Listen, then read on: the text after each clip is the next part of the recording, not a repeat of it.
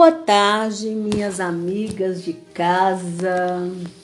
Boa tarde, minhas amigas aqui presentes, Simone Mendes. Boa tarde. E Maristela Miranda. Boa tarde. E Jesus está aqui conosco, né, gente, nessa tarde maravilhosa. Amém. Meu nome é Giovana C. Ferreira. E aqui estamos nós para continuar com a nossa série Mulheres da Bíblia, né, gente? Amém.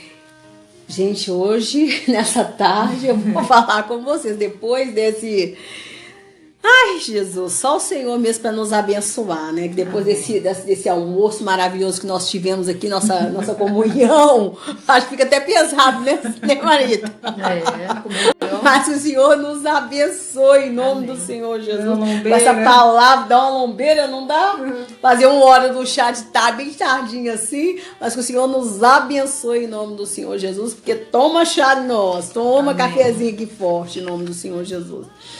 Né? E, gente, hoje nós vamos falar sobre uma mulher abençoada, sabia? Amém. E ela tinha uma casa muito bem frequentada, sabia, Maristela? Sabia. Uma casa muito bem frequentada. Sua casa é bem frequentada, Simone? Glória a Deus, hoje é. Pois é.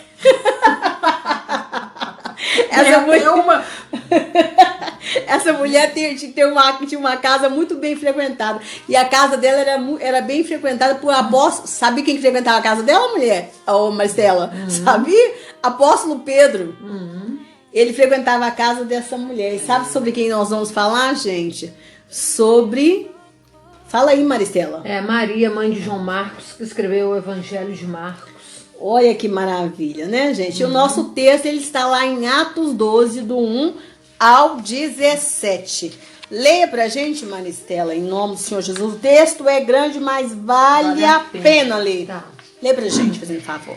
E por aquele mesmo tempo, o rei Herodes estendeu as mãos sobre alguns da igreja para os maltratar, e matou à espada Tiago, irmão de João.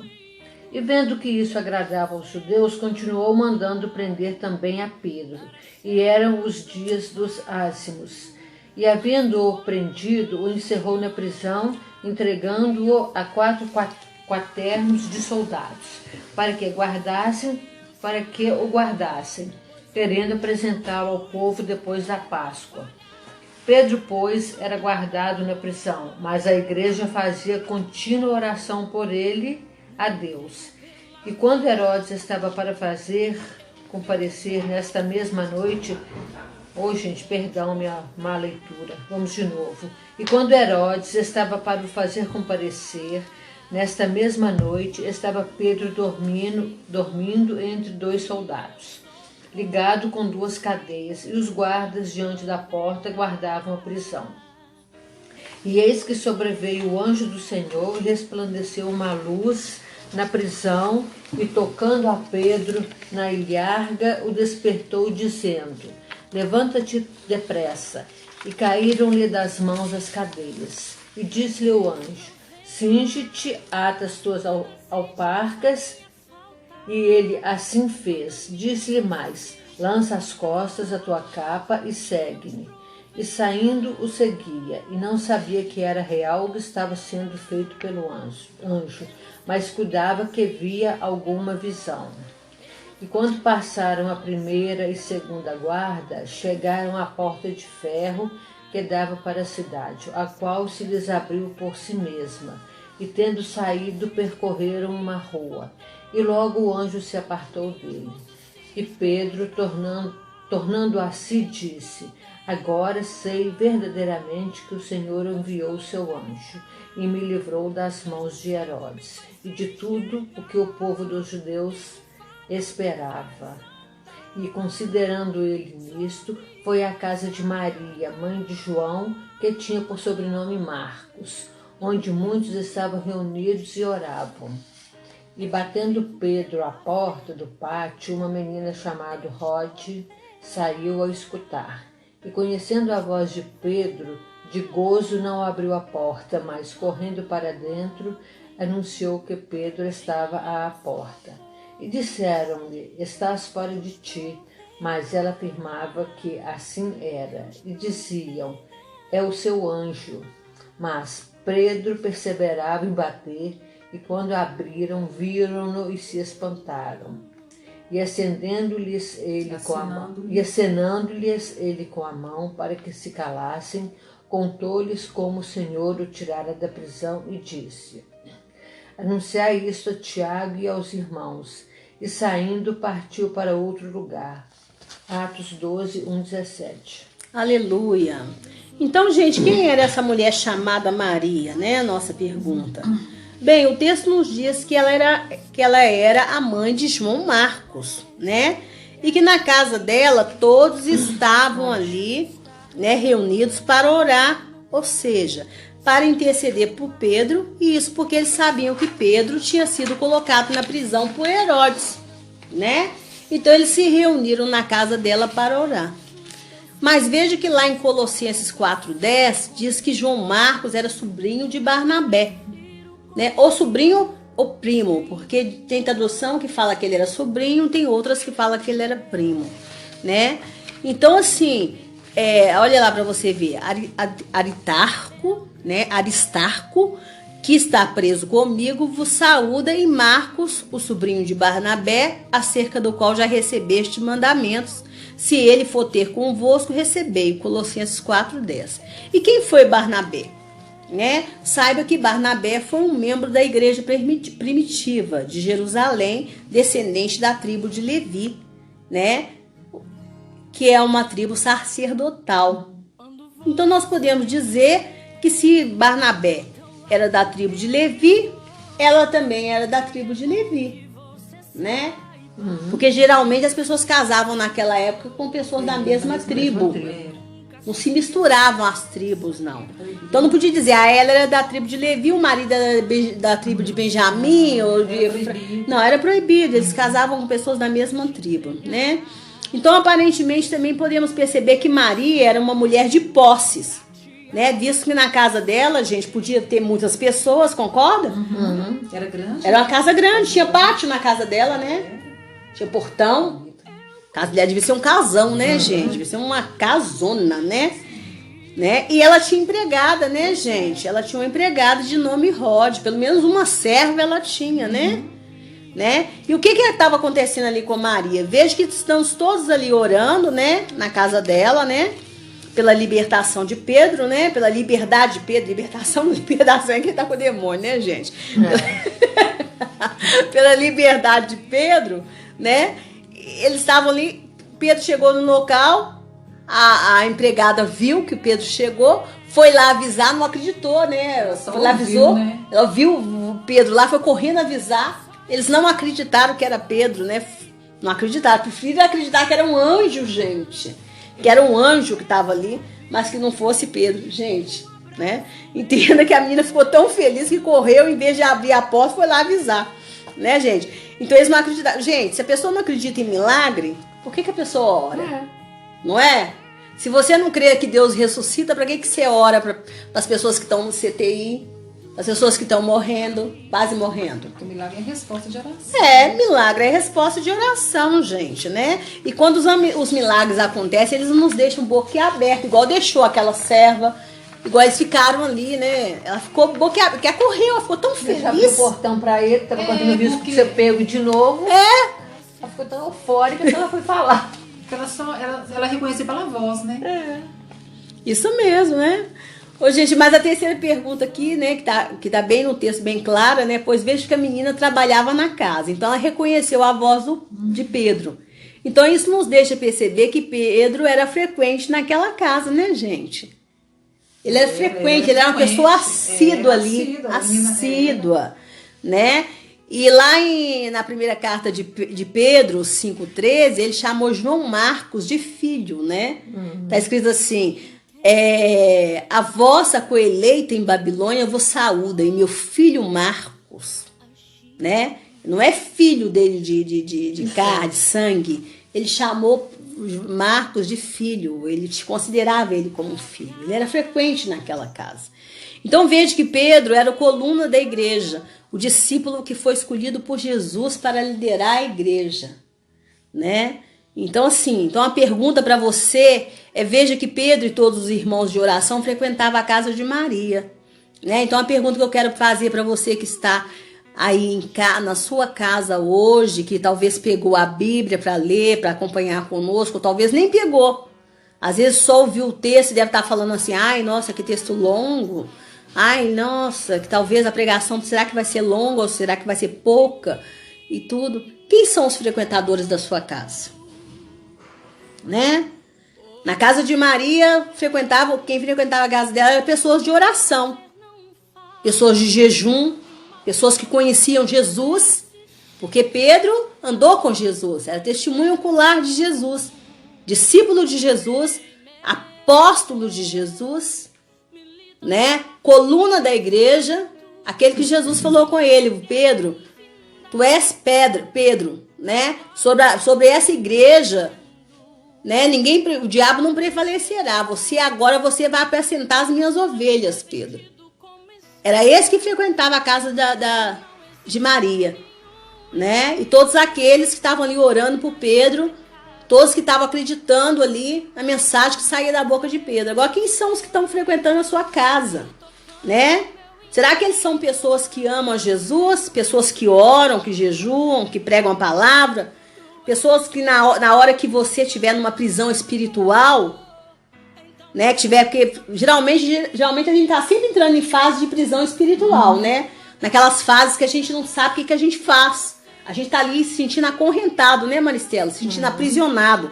Será que as pessoas que estão frequentando a sua casa, a sua vida, são pessoas que vão orar com você, pessoas que vão guerrear por você?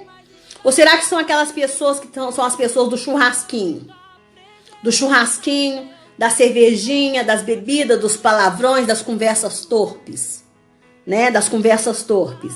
Será que as pessoas que frequentam a sua casa são pessoas que vão te ajudar a transformar seu filho num evangelista? Que vão ajudar a transformar seu filho num João Marcos? Que vão ajudar a transformar sua filha numa outra Maria? Numa outra mulher de oração? Ou são pessoas que simplesmente vão tirá-lo da presença de Deus? Quem são as pessoas que estão frequentando a sua casa? A pergunta hoje é para você, minha irmã. A pergunta hoje é para você, meu irmão. Casa, nós somos templo do Espírito Santo de Deus.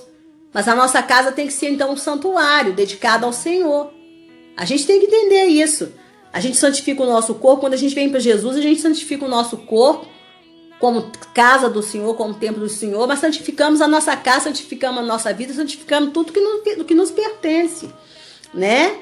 Mas tem gente que não entende isso, tem pessoas que não entendem isso, que não querem aceitar isto. Eles não querem viver a realidade de Cristo. Não querem. E às vezes eles nem deixam entrar dentro da casa deles. Falam, não, tá certo, irmão, tá certo. Não, irmão, você tá certa. Você tá certa. Eu não. Mas ele sai da casa dele e vai pra contaminação da casa do outro. Vai viver a contaminação lá, né, dentro da casa do outro. Vai para os churrasquinhos, para as conversas torpes, ouvir os gracejos, as piadas imorais, as músicas indecentes, o batucado. Vai lá ouvir aquilo ali. Vai ficar se contaminando de lixo o dia inteiro. De lixo o dia inteiro. Ô, irmã, mas peraí, né? Jesus diz, não tira do mundo, mas livrei do mal. Peraí, mas se você está ali como um influenciador, porque se você estiver ali como um influenciador, parabéns para você. Parabéns para você. Mas ou será que você está sendo influenciado? Qual que é o seu caráter ali dentro? Qual que é a sua missão ali dentro?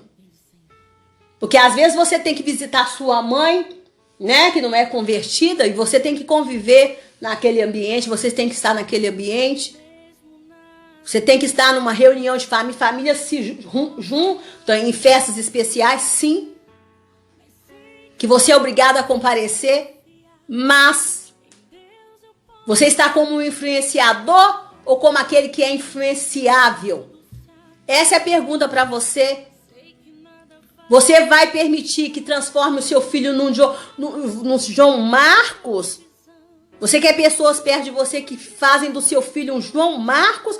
Ou tira o seu filho do caminho, do propósito que Deus determinou para ele?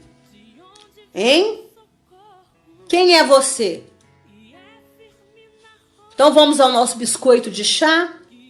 Jesus está de olho em você. Jesus é amoroso, é amor. Mas Deus está de olho em todas as coisas. Deus quer que você seja. Deus investiu em você alto. É preço de sangue. É alto, meu irmão. É alto, minha irmã. É alto. Não banaliza o sacrifício de Jesus, não. Não banaliza. Eu já banalizei muito o sacrifício de Jesus. Até o dia que graças a Deus eu acordei. Foi por isso que o Senhor me deu a graça de escrever a obediência à lei da separação. Uma pergunta que eu fiz com o Senhor, alguns minutos de DR que eu tive com o Senhor, de discutir a minha relação com o Senhor, a minha relação de insatisfação com o Senhor perante a vida, e o Senhor me respondeu. Então seja sincero com o Senhor. O Senhor investiu alto na gente para que nós tivéssemos vida plena. É vida plena, vida em abundância. O Senhor investiu alto, você tem que saber isso, que o investimento do Senhor foi alto, não foi barato, não. Não foi barato. Você está debaixo da graça, mas não é uma graça barata, não. Então leve as coisas do Senhor a sério. O Senhor trabalha com você, com toda a sua descendência. O Senhor tem preocupação com você, com toda a sua descendência, com toda a sua casa. Olha o que você está fazendo com a tua casa, com a tua família, com teus filhos. Não brinque. Não brinque de ser crente. Não brinque, porque o Senhor não está brincando de ser o seu Senhor, de ser o seu Pai, de ser o seu Deus. Leve esse relacionamento a sério, em nome do Senhor Jesus, né? Então vamos ao nosso biscoito de chá. Veja que Maria era uma mulher que tinha a casa dela totalmente dedicada para servir ao Senhor. E eu tenho certeza que ela estava em obediência ao que está lá em Provérbios 3:9, que fala assim: honra ao Senhor com os teus bens e com as primícias de todos os teus rendimentos. Porque se a casa é tua, Marita, então você pode dedicá-la ao Senhor. Né, Simone? Então eu te pergunto, você tem cumprido esse princípio? Porque se a casa não é tua, não tem como. Tem, Marista, você dedicar a casa dos outros? Não. Tem. Porque Deus não vai nem me atender, porque não é minha. Não é? É. Aí fala, você tem cumprido esse princípio, Simone? Hoje, glória para a honra e glória do Senhor, sim. Porque todo mundo tem seu dia né? Tem seu tempo de falta de sabedoria, né? De ignorância. Todo mundo tem um tempo de falta de sabedoria. Mas a gente também, o Senhor, como a gente está debaixo da misericórdia de Deus, tem hora que o Senhor nos chama a atenção e fala, ó. Nos chama, mostra, né? Mostra. Não foi para isso, vem aqui. E glória a Deus hoje sim. Glória a Deus. E você, Marita? Tenho sim, porque na minha casa são pouquíssimas as pessoas que vão. Quem frequenta a minha casa é o quê? Minhas amigas da fé, que são pouquíssimas, né? Porque irmãos moram longe. Minhas irmãs de sangue raramente não vão lá em casa. Minhas sobrinhas, elas sabem que eu sou evangélica, então elas respeitam. Né? Glória a Deus. Gente, eu não tenho cumprido justamente porque eu não tenho casa. Eu não tenho casa. Comigo não aconteceu o que aconteceu com vocês, minhas amigas. Olha pra você ver, 3 exemplos diferentes aqui. Porque eu não sou casada como a Simone e não sou igual a você, Marita, que não tem pai, não tem mãe e hoje é só você na sua vida. Que você tem a sua casa. Eu não, eu ainda tô de bar, inserida dentro da família da minha mãe, dentro do contexto da família da minha mãe. Moro com a família da minha mãe, que é a minha mãe, minha família dela. E tô ali, então eu devo obediência. Concorda? Eu tô dentro dessa família. Eu devo obediência. E isso eu coloco lá no livro, A Obediência à Lei da Separação. Porque você só pode transformar essa casa num santuário para Jesus se você for o dono desta casa. Porque se você não for o dono dessa casa, você tem que ficar caladinha, engolindo as regras do sistema. Senão vai ter briga. Porque senão você vai transformar aquilo ali numa briga. Vai ter contenda. Né, gente? É a resignação. Você sabe o que é resignação? Que é a submissão à vontade de alguém ao seu destino. Porque eu estou inserida naquilo ali. Eu não casei. Essa é a vontade do Senhor para mim por enquanto. Por enquanto. Então eu tenho que estar ali e debaixo de obediência. Eu coloco isso no livro, né? Entendeu agora por que é que o crente deve se esforçar para estar sempre como cabeça e não como cauda? Entendeu, Marita? Entendi. Perante a sociedade que nos cerca, o crente tem que estudar mesmo, tem que procurar chegar à liderança, aonde ele estiver, né? Ele tem que procurar ser o dono da casa onde ele mora. Ele tem que procurar ser o dono da casa onde ele mora. Ele tem que procurar ser um alto funcionário de hierarquia dentro de uma empresa, entendeu? Né? Ele tem que procurar, ele não pode casar com um idólatra, não pode casar com um idólatra, ele tem que casar com alguém que professa a mesma fé que ele, porque caso contrário, o crente não iria possuir ali nenhum poder de decisão, nem tampouco de influência, entendeu? Para que se favoreça o evangelismo, a glória e a honra ao Senhor. Pois é certo que, porque onde não se tem autoridade, dificilmente se tem autonomia. Concorda? Concordo. Onde você vai exercer autonomia num lugar onde você não tem autoridade? Você não é o dono da casa, minha filha, fica calada. É assim que vão dizer pra você. Meu filho, você aqui é subalterno, você obedece ordens e não dá ordens. Né? Eu gosto muito de citar um exemplo de Oscar Schindler. Ele pôde salvar cerca de 1.200. Disse que ele salvou mais, né? 1.200 judeus da mão dos nazistas, né? E por que ele pôde fazer isso, gente? Ele não era um João Ninguém, né? Ele era um alto industrial com grande poder de influência, né? Ele era um famoso industrial com grande poder de influência, né? Então, quanto maior poder de influência nós temos, maior vai ser o nosso poder de evangelização, maior nós vamos poder dar honra e glória ao Senhor. Os homens têm que entender isso. Pelo menos os jovens com quem eu falo, com quem eu oriento, eu falo isso. Eles têm que entender isto. Eles têm que entender isso. Às vezes tem jovem, né, Maristela, muito novinho. Quer ficar dentro da igreja evangelizando. Tá, se for seu chamado, se você tiver chamado pastoral, amém. Se você não tiver, meu filho, sai daí. Dá lugar para quem tem o chamado e vai tratar de exercer a seara abrangente do Senhor. Vai ser um alto executivo, um alto empreendedor, um excelente médico. Vai exercer um alto cargo no mundo, vai disputar as melhores vagas, né, nas melhores universidades, vai exaltar o nome do Senhor em outras áreas, né? Mas se você tem chamado pastoral, amém. Se você não tem, não vai ficar lá dentro da igreja, não. Porque o mundo inteiro é uma seara do Senhor, né? Conclusão. E ele te emprestará a ti, né? Lá em Deuteronômio 28, 44 fala: ele te emprestará a ti, porém tu não emprestará a ele. Ele será por cabeça e tu será por cauda, né? Mas veja que Maria era uma mulher de boas condições financeiras. E ela era dona da casa. É claro que não sabemos como ela chegou nessa condição, né? Talvez seja por meio do casamento, concorda? Talvez seja por meio do casamento, né? Mas o fato é que ela se converteu a Cristo e dedicava tudo ao Senhor, inclusive a casa dela. Então hoje eu vou orar por mulheres e por homens que precisam prosperar. No entanto, gente, eles têm que prosperar, né? Sair dessa condição de cauda, mas com uma condição. Uma única condição, Maristela. Sabe qual que é? Ter a casa transformada num santuário dedicado ao Senhor, para servir ao Senhor. Amém. Servir o Senhor com os bens da sua primícia. Amém. Amém. Porque se não for para servir o Senhor, não interessa. Porque tem gente aí que tá querendo ser próspero, tá? Ser próximo mesmo, para mostrar na igreja que ele prosperou, que ele venceu. Mostrar para a família que, ó, eu venci. Eu vim para cá, mas aqui, ó, eu triunfei. Aqui, ó, eu sou tal. Vocês rogaram praga em mim e falaram que eu não ia chegar a lugar nenhum. Vocês rogaram praga em mim e falaram que eu não ia chegar a lugar nenhum, mas eu cheguei. Não. Você, tudo que você conseguir, tem que ser para a honra e glória do Senhor. Amém. É para você servir o Senhor com as primícias. Com as primícias. Com o primeiro, Abel, primeiro justo. Ele mostrou esse exemplo para nós. Ele nos deu esse exemplo. Que se serve o Senhor é com as primícias. Com o melhor. O melhor. E às vezes você põe o melhor. Você põe o melhor na sua mão. E o primeiro pensamento seu não é para o Senhor. Às vezes o primeiro pensamento seu é agradar a esposa. Às vezes o primeiro pensamento seu é agradar os filhos.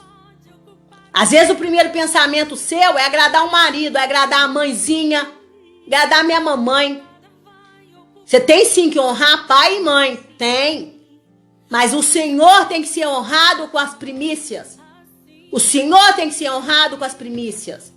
E primícias não é só dizimar, não. Não é só dizimar, não. Entenda isto. Entenda isto. O Senhor tem que ser honrado. Honrado. E o Senhor sabe o que é honra. A honra está numa intenção de coração. Uma intenção de coração. Falar, Senhor, tudo é seu. O que eu vou fazer agora com isso aqui? O Senhor me deu, Senhor, o que eu vou fazer? Agora, o que eu vou fazer com isso tudo que o Senhor me deu? Senhor, Senhor, nós podemos fazer isso, né, Senhor? É traçar planos com o Senhor. Planos. Planos da obra do Senhor. Aquela mulher abrigou tantas gente ali na casa dela para interceder pelo apóstolo, que era o coluna da igreja. Ele era o coluna da igreja. Se aquele homem fosse morto ali por Herodes, a igreja ia ficar desfalcada. Porque o coluna estaria morrendo. O coluna estaria morrendo. E eles estavam lutando ali contra as forças deles. Porque quando Pedro chegou, eles preferiram acreditar que era um anjo. Mas eles não acreditaram que Deus já tinha respondido a oração deles. Então, orar, crendo por milagres. Gente, ter essa intenção do coração, saber honrar o Senhor com as primícias. Isso é fruto de gente que tem intimidade com Deus. Intimidade com Deus. E a intimidade começa quando você realmente é desprendido de tudo que você tem. De tudo que você tem. A palavra fala: agrada-te do Senhor e Ele satisfará o desejo do teu coração. Se no teu coração o seu desejo for agradar o Senhor, nada te resistirá, nada te faltará, nada, porque o diabo vai ter que fugir de você. Se o teu desejo maior for agradar ao Senhor, o que o diabo vai poder fazer contra você, meu irmão e minha irmã? Ele não vai poder fazer nada. É nada, porque aí você triunfou sobre todas as obras do inferno. Então eu vou orar nessa tarde para que você consiga verdadeiramente prosperar, para que Deus abra as janelas do céu e derrame bênçãos sem medidas sobre a tua vida, em nome de Jesus Cristo. Deus, em nome do Senhor Jesus, Pai, que o Senhor venha, Pai, abrir janelas do céu e derramar bênçãos sobre medidas, sem medidas, Pai, sobre a vida desse irmão e essa irmã que está me ouvindo, em nome do Senhor Jesus, nessa tarde. Para que, Senhor, eles possam ter uma casa dedicada ao Senhor, uma vida dedicada ao Senhor, para te honrar com os bens, Pai, com tudo que eles têm, em nome do Senhor Jesus. A tua palavra fala, Pai, que grande é a seara do Senhor, mas que poucos são os trabalhadores da tua seara. Pai, nós temos muitos missionários no campo, Pai. Mas missionários, Senhor, que estão abandonando o campo. Porque não tem quem os sustente. Enquanto que nós estamos tendo, Pai, pessoas aí abarrotadas. Pessoas aí pedindo para prosperidade. Mas para gastar nos seus deleites, Senhor. Nos seus deleites, nos seus prazeres, Pai. Enquanto que trabalhadores da sua seara, Pai, estão morrendo no campo. Pai, quem faz a tua obra, somos nós que fazemos a tua obra. Nós somos colaboradores com o Senhor. Pai, os seus evangelistas, Pedro ensinou, Pai. Pedro, Tiago, João, Paulo, ensinou a tua igreja a ter um coração generoso. Um coração, Pai, abençoador. Um coração, Pai, uma igreja primitiva que abria, que dividia os bens, que repartia os bens. Que investia, Pai, nos seus profetas, nos seus discípulos, Pai.